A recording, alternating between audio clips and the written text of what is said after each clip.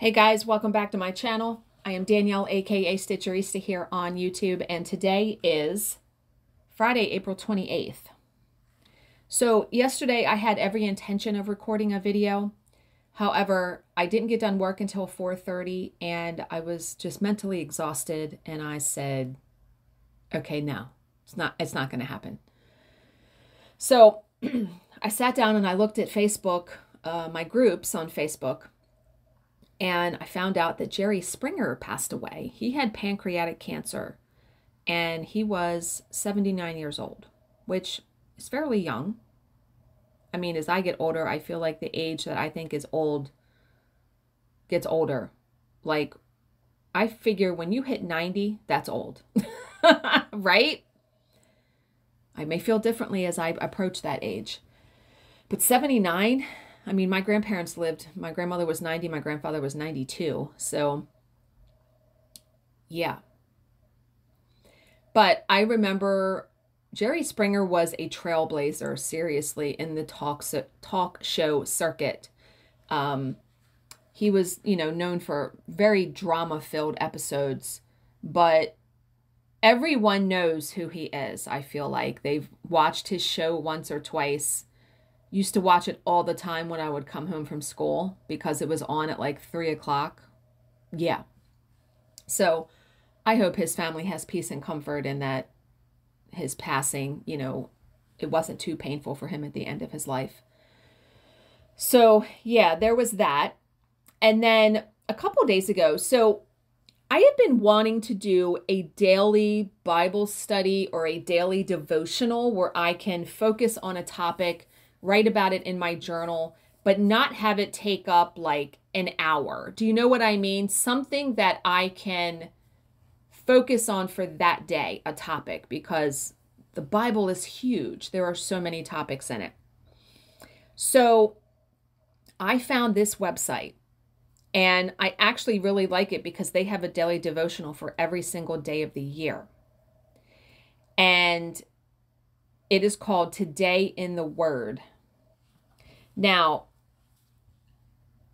I don't know if I was able to sign up for, and I get it in my email. I was able to do that.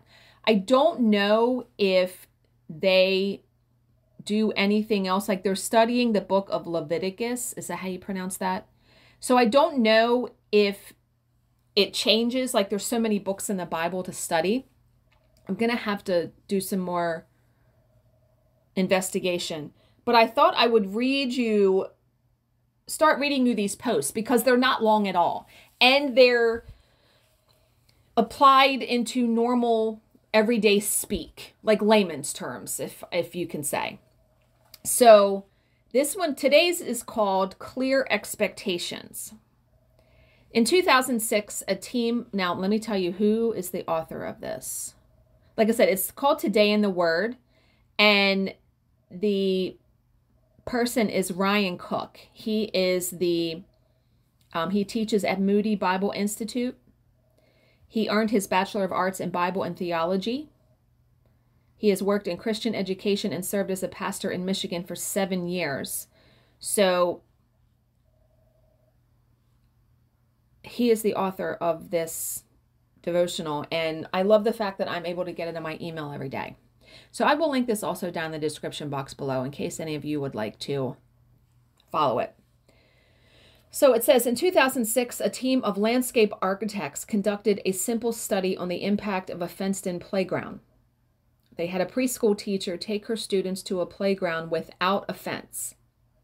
The children all huddled around the teacher and did not utilize the full playground space. They then took the same class to a fenced-in playground and observed that the children felt freer to explore the entire space. Having a clear boundary led to a greater sense of freedom and security. And when I read that, I mean, I've already read this and thought about it, but when I read that, it makes sense. And what came to mind was shopping. When you go into a drugstore and you're looking for shampoo or conditioner or anything, you have such a vast array of choices that many times it's overwhelming. I almost would prefer the boundary of have 3 choices up there of shampoo or conditioner. I mean, we have so many choices for everything when you really think about it. Through the law, God provided Israel with clear expectations. They did not have to wonder what God required of them. This gave them a sense of security and freedom in their relationship with God. However, God's instructions also came with consequences. Today's reading outlines the blessings for Israel if they obeyed the covenant and curses if they did not. So this is talking about Leviticus 26. So they have like a quote off to the side that says, it's Leviticus 26, 3 and 4 that says, if you follow my decrees and are careful to obey my commands, I will send you rain in its season, and the ground will yield its crops and the trees their fruit. Meaning, if you follow, I don't want to say rules, but if you follow the expectations in the Bible for living your daily life, God will provide you with what you need. That's how I read that, right? So if Israel obeyed the covenant, they would be richly blessed. They would have abundant harvest and safety from their enemies. Their greatest blessing would be the presence of God in the midst of his people.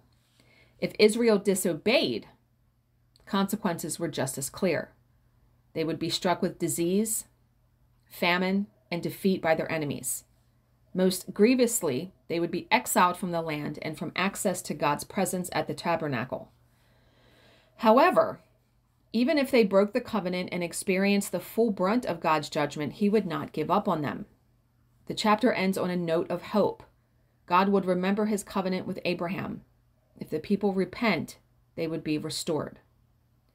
We worship a God who is both gracious and forgiving.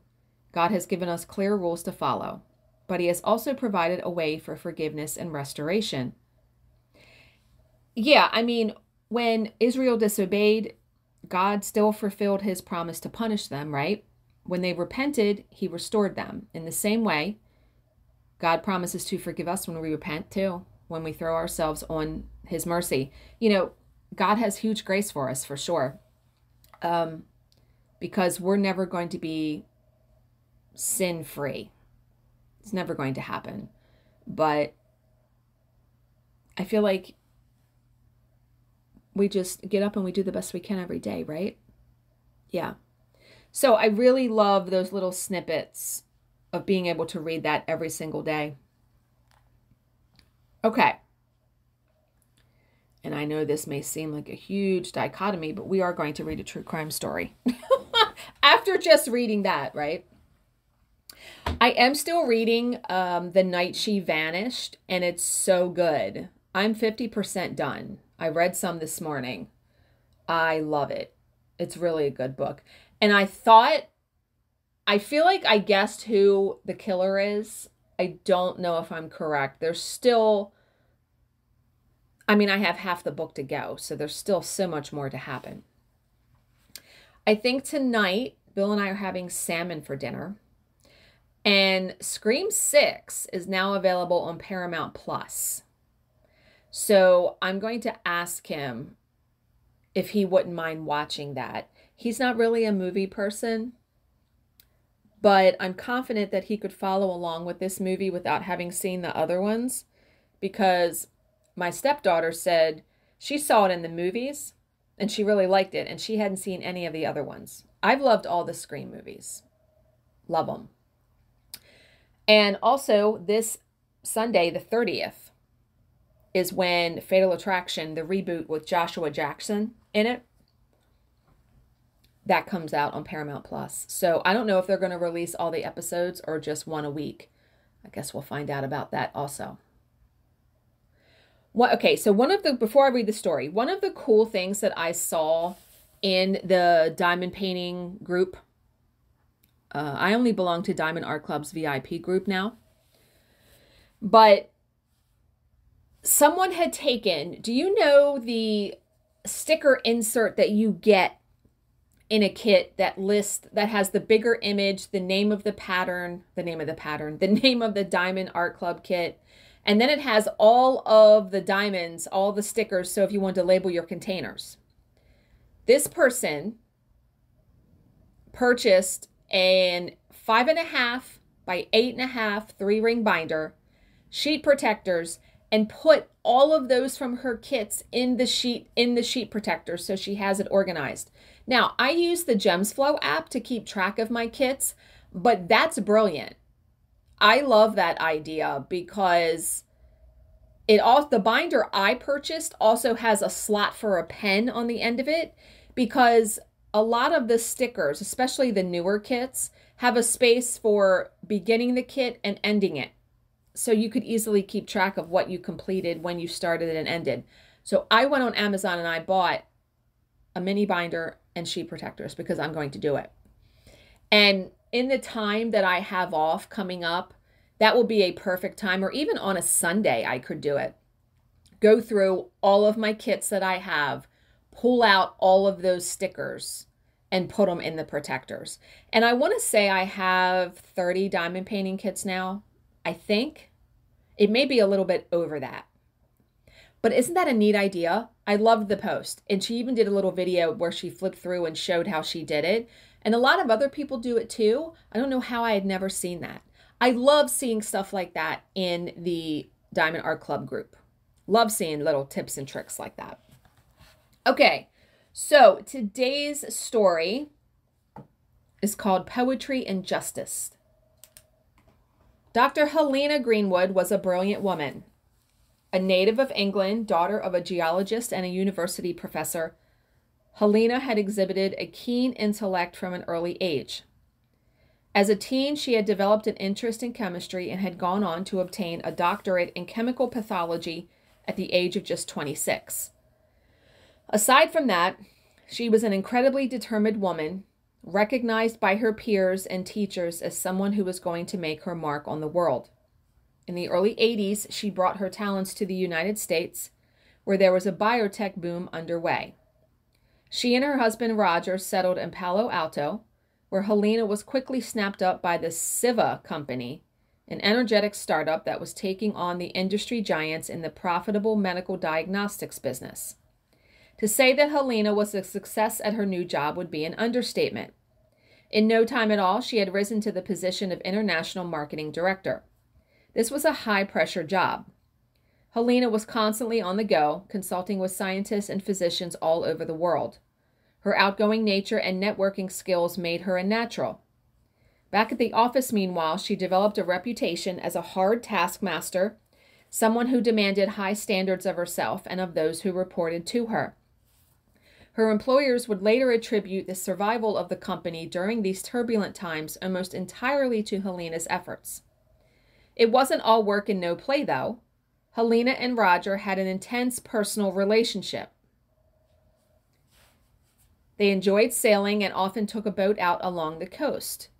They were also fixing up the starter home they had bought in Atherton, an upscale suburb near San Francisco.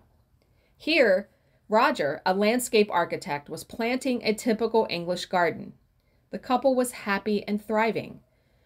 Then, on the night of Saturday, April 7th, 1984, the sanctity of their life and marriage would be violently snatched away. Roger was out of town that day, having flown to Washington, D.C. on business. Home alone, Helena caught up on some paperwork before retiring at around 10:20 p.m. As was her habit, she read for a while before turning out the lights. She was rudely awakened about an hour later to find a man standing in the shadows of her bedroom. What? Okay, so when I read something like that, I think to myself, okay, this was 1984. Were your doors locked? Were your windows locked? Because if so, I don't know how big their house was, but wouldn't you hear somebody breaking in? I'm a fairly light sleeper. That's very disturbing to me. So the man was tall, wearing a hoodie pulled tightly around his face. All that was visible was his eyes. He held a flashlight in his right hand and a gun in his left. Guessing his intentions, Helena pulled the bedclothes tightly around her, hoping that would protect her. It did not. The man brandished the gun and warned her to cooperate if she wanted to live. In the end, Helena had no choice but to submit. Afterward, after she had been humiliated and violated, after her attacker had fled, Helena called a friend, Tom Christopher, who called the police and drove her to the hospital. At least she wasn't killed. That's a good thing. She would spend the night with Tom's family in Oakland. The next day, Tom drove her back to the house in Atherton to collect some clothes. It was while they were there that Tom noticed a decorative teapot sitting on the deck. He pointed this out to Helena, who noted that the pot was usually placed on the windowsill. The intruder had obviously moved it while gaining entry to the house. Okay, so he came in through a window, which probably wasn't locked. I'm guessing. That meant that the teapot, though, right, might have fingerprints on it. Tom immediately called the police, and a print was indeed lifted. It was the only one that would be found at the scene. Unfortunately, the print did not find a match in police records. It would remain on file for 10 months until a seemingly unrelated crime caught the attention of investigators. The perpetrator was an adult man. Jesus. The perpetrator was an adult man who had been caught masturbating outside the bedroom window of a 13-year-old girl. Good night. What was noteworthy was the man's attire. A hoodie pulled tightly around his face, leaving only his eyes exposed. This was exactly how Helena Greenwood had described her assailant. On a whim, a detective compared the perp's fingerprints to the one lifted from the Greenwood crime scene, and it was a match. Helena Greenwood's rapist had been caught. His name was David Paul Frediani. Frediani was an anomaly to law enforcement. This wasn't your standard home invading pervert. What is a standard home invading pervert, by the way? Right? It's like saying, oh, there's a standard murderer. Ted Bundy. He was a gorgeous guy, well-educated, not your standard, everyone wants to think that, murderers are like, I don't know, but you know what I mean? What is a standard? What? No. So Frediani was a presentable 30-year-old man with no priors, a college-educated accountant who worked for Pacific Telephone in San Francisco as a financial analyst. People can put on fronts and masks and be different people. Yeah. Still, the evidence was indisputable. Frediani's fingerprints had been found at the Greenwood residence. It was he who had attacked Helena Greenwood. Brought into an interrogation room, Frediani appeared arrogant as investigators questioned him about the indecent exposure incident. His demeanor changed markedly when they switched gears and started asking about the attack on Helena Greenwood. Frediani seemed shocked at first, then he regained his composure and said he had nothing to do with it. That denial lasted only until he was informed that his fingerprints had been found at the scene. Then he was flailing again. So he blurts out, "I was drunk. I didn't know what I was doing." Finally, he clammed up and refused to say any more without his attorney present. If you were drunk, I don't think you would quietly be able to climb in somebody's window. Just my 2 cents. Frediani was charged with forcible oral copulation, burglary. Lord have mercy. So he made her give him oral sex? I can't.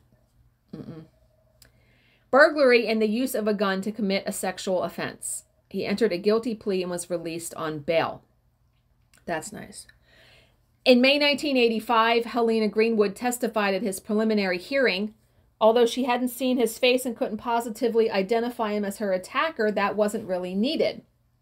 The prosecution had his fingerprint at the scene and his sperm on Helena's pillowcase. No, ma'am. Blood type analysis narrowed the serology down to 1 in 7 men. In those pre-DNA days, that was about as good as it got. The trial was scheduled for September 1985. By that time, Helena Greenwood had moved south to San Diego, accepting a position at GenProbe, a company that specialized in DNA gene sequencing. Oh, how fitting, right? Thursday, August 22nd, 1985, was a beautiful day in Del Mar, the San Diego suburb where Helena and Roger had settled into a new house. Please don't tell me that something's going to happen to Helena. Please. Roger left for his office as usual that morning, driving away just 8 p.m. Driving away just before 8 p.m. Helena was due to follow soon after. She had an early meeting at GenProbe. On this day, however, the ultra-reliable, ultra-dependable Helena failed to show. I can't. As the morning wore on, with no sign of Helena, her colleagues grew increasingly concerned. Wait a minute, what? Okay, that's a misprint. It says he drove away just before 8 p.m. They meant to say 8 a.m. 8 a.m. So as the morning wore on, with no sign of Helena, her colleagues grew increasingly concerned. Finally, a call was made to Roger, who left work and drove home to check on her. When he arrived, Roger found that he couldn't open the gate to the front yard. Something was wedged up against it, and Roger soon discovered what that something was. It was his wife's body. What? Helena Greenwood had been strangled, throttled to death in her own yard. Wow. The crime seemed entirely motiveless. Helena hadn't been robbed, and she hadn't been sexually assaulted. Of course, there was one person who had a powerful reason for wanting her dead. That person was David Frediani. Helena had been due to testify at his sexual assault trial in just a matter of weeks. As detectives started looking into Frediani's movements around the time of the murder, alarm bells began to jangle even louder. On August 17th, 1 week before Helena was killed, he had been involved in a fender bender in Los Angeles. What had he been doing this far south of his usual stomping ground in the Bay Area? Questioned about this, Frediani provided a smug and indolent answer. He said that he had been driving towards Lake Tahoe when he decided on a whim to head for LA instead. It was almost as though he were taunting the cops, challenging them to prove that he was lying. The problem was they couldn't. David Frediani's sexual assault trial went ahead as scheduled in the fall of 1985. And if Frediani thought that Helena's death would derail the prosecution in any way, he was to be proven wrong. The testimony Helena had given at the preliminary hearing was admitted into evidence, and Frediani was found guilty. That verdict was subsequently set aside on a technicality, but Frediani must have known that a new jury was likely to come to the same conclusion. Rather than go through that again, he struck a deal and accepted a 6-year jail term. He was out in 3. As for the murder investigation, that had ground to a shuddering halt. Investigators were certain that David Frediani was their killer, but frustratingly aware that they lacked the evidence to prove it. Eventually, the case went cold. The files were sent to the homicide archives at the San Diego County Sheriff's Department, where they were stashed away with hundreds of other unsolved cases. They would remain there for 14 years, until the department's cold case squad decided to have another crack at bringing a killer to justice. So 14 years. The Greenwood case was an excellent candidate for cold case review. Helena Greenwood had not gone meekly to her death. She had lashed out at her attacker, removing a thin layer of skin cells. Good for you, Helena.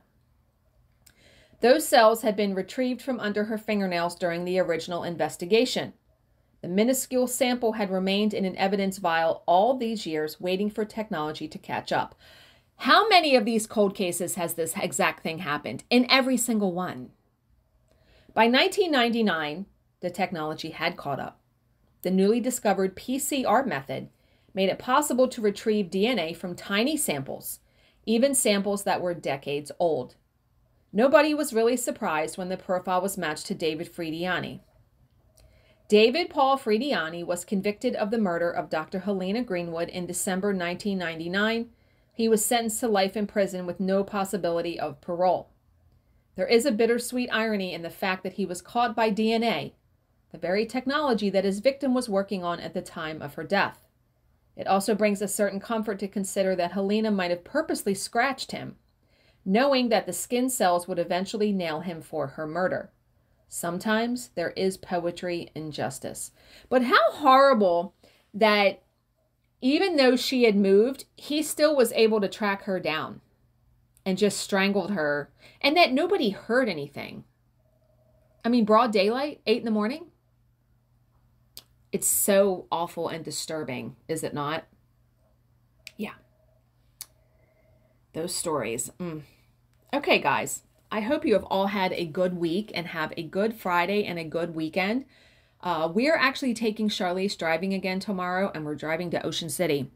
So that's going to give her about 6 hours driving time tomorrow. And I told Bill today that during the 3 weeks that I'm off, obviously not when we're on our cruise, but on the other 2 weeks, depending on Charlize's work schedule, I'll take her out during the week, and that will give her some more hours. So, yeah. She did her first, she has to drive 6 hours with an instructor from the driving school. And she did the first 2 hours already. And the instructor told her that he did really good. And I mean, that she did really good. She is driving with him again, I think, next Saturday. Not this Saturday, but the following Saturday. So we won't take her out then because she has that driving with him. And then we have the purse bingo, the designer purse bingo on Sunday. So I'll be giving my mom her Mother's Day present then, because the following week is when we go on our cruise. And we're going to be on the cruise on Mother's Day. So again, I hope you guys all have a great weekend. I will be back on Sunday with another Whip and Chat, and we'll do the same thing. I'll tell you about the weekend. I'll read the devotional, and then we'll read a true crime story. So as always, if you have any questions, please leave them in the comments section below, and I will answer them to the best of my ability. Thank you so much for watching and subscribing, and I will see you in my next video. Bye, guys.